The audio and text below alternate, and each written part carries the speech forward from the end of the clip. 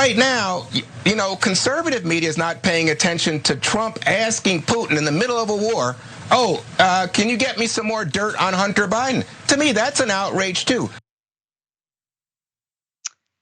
Juan Williams speaking out against conservative media, especially conservative media that he regularly appears on, Fox News. Now, there's this unbelievable obsession with Hunter Biden's laptop, which, to be quite honest with you, for me has been one of the most boring stories, because who cares about Hunter Biden unless there's something taking place that deals with corruption and has an impact on our lives or our government. So far, the right wing has failed to prove anything in that regard, but they're still obsessed about it, and they're furious, absolutely furious that media outlets are refusing to talk about Hunter Biden's laptop incessantly like they are. So Juan Williams decided to jump in and call him out. Let's watch. On this network, you had the business partner of Hunter Biden, Tony Bobulinski, a firsthand source, giving a point of view on this. I mean, isn't that something to be covered? Yeah, but again, you don't know exactly what's going on. And I think you have to be careful before you discredit or put out something that, especially given what happened in 2016, especially then, you're going to put out something days before an election that is going to be politically damaging to one side or the other. And I think that's what you're dealing with. I mean, look, we're talking about mainstream media. Right now, conservative media is not paying attention to Trump asking Putin in the middle of a war, can you get me some more dirt on Hunter Biden? To me, that's an outrage too. I mean, Farron, how could we not be talking about Bobulinski? We should be talking about Bobulinski. The American people really want to know about what Bobulinski had to say. I mean, so stupid. It really is. And I hadn't even heard the Bobulinski name. God, I can't even tell you the last time. It's been probably since the day the story broke. But what gets me about this whole Hunter Biden laptop thing, how many people's hands has this thing been through? I mean, just this week, Matt Gaetz holds up an external hard drive and he says, in Congress, I have the contents of the laptop and I'm putting it into the congressional record. Rudy Giuliani allegedly had the contents of the laptop as well and gave it to the FBI. And then, of course, let's not forget the very bizarre claim that Tucker Carlson had the contents and then mailed them to himself. And then, oops, they got lost in the mail. So there's at least 3 hardcore right-wing individuals who have all said they had the contents. So, well, what's in it? Where's the leak? I refuse to believe that these people, 1, if they had it, didn't look in it. And 2, if they found anything, it would have been all over conservative media. These guys would not have kept their mouths shut. And also, there's no way Tucker Carlson actually mailed it to himself. That's idiotic. So we can rule him out as a potential thing. But Matt Gaetz holding it up on a flash drive, dude, go plug it in right now and show us what's on it. Totally. I mean, I imagine that's a massive invasion of privacy. But at the same time, if there's a there, where is it? It's like Mike Lindell. You claim you've got all this evidence and it's going to change the world. Could we just see it?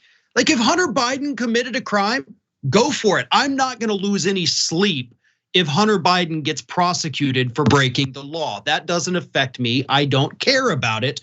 Sure, if he did it, do it. But you can't just go out there and drag us along all the time being like, I've got a hard drive. It's gonna be something. No, it's not. If it were, you would have told us months ago. Yeah, and that's the reason why all of these Hunter Biden updates are incredibly boring to me, because you're right. I'm not, again, like, look, if there is evidence that Hunter Biden broke the law or he did something that specifically has an impact on how Joe Biden is governing, what's happening in our government, I will report on that because I have something substantive to share with my audience. But all we've gotten from these right wingers has been nonstop innuendo. If they have the goods, why not show us what the issue is? Give us the receipts, show us the evidence. But they have nothing. They have nothing. And it's just really remarkable to me that they're able to even have a single news cycle on these types of stories. Like, what do they talk about? How do you do a segment based on nothing but innuendo? I really don't. It actually, look, I will give them credit. That must be an incredible skill because I couldn't do it. I have to imagine, how easy it is to be a producer over at Fox News. I spent the early part of my career as a producer. It was hard work. I would spend 10 hours a day doing research and putting packets together and looking for people to talk intelligently about an issue. Over at Fox, it's got to be just like, whatever. I mean, we just made this up, but sure, we threw something in the prompter for you. I mean, go for it. I'm busy. It's got to be the easiest job in the world. And, I'm not trying to disrespect those producers, but at the same time, y'all are the ones putting this together. It's not just the people on the air. There's a lot of people behind the scenes. Think of the graphics department. People have to make those horrible graphics that they see on the air. So it's a lot of people involved in all of this misinformation and misdirection coming from Fox News. But it's got to be a pretty sweet gig because facts don't matter and you can just make whatever you want. And you pretty much know they're going to say it on the air. Totally. And I mean, it's nice when you sometimes have a little bit of pushback, and that's what we got with Juan Williams there. And I just want to quickly mention, I do appreciate the fact that he called them out on their refusal to cover the fact that the former president of the United States has now called on Russia for what, the third time? To assist in digging up dirt on his political opponent. And the argument from Kelly McEnany is, well, Trump's not president anymore. Yeah, but he's gonna run in 2024. He's doing it for political reasons, much like he did when he withheld military funds from Zelensky. That was the first reason why he was impeached. I mean, it's just what he does. He thinks he's a mob boss. He thinks he can run the country like a mob boss. He thinks he could run a campaign like a mob boss. But I mean, I want to say there are rules in place, except are there really? Because he hasn't suffered a damn consequence for calling on a foreign leader to dig up dirt on his political opponents. And it just brings me back to, like, don't you think if Putin had any dirt that would hurt the Biden administration, that it probably would have been leaked the moment that we put sanctions on Russia, that are crippling their economy? I have to imagine Putin wouldn't just sit there on information like that and say, well, it's maybe not the time to do it. We'll wait this out. No, it's always the same thing. If the dirt exists, they're gonna show us, they're gonna tell us. But beyond that, absolutely, this is nuts that we still have Donald Trump. Every time he gets in trouble, he goes out there whining like, oh, Putin, do you have something to help me out here because I'm really in a jam?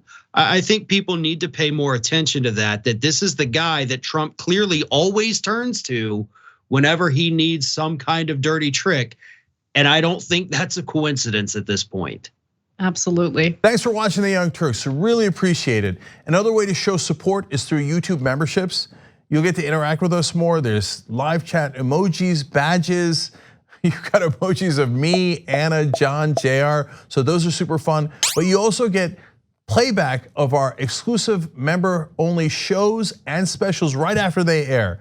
So all of that, all you gotta do is click that join button right underneath the video. Thank you.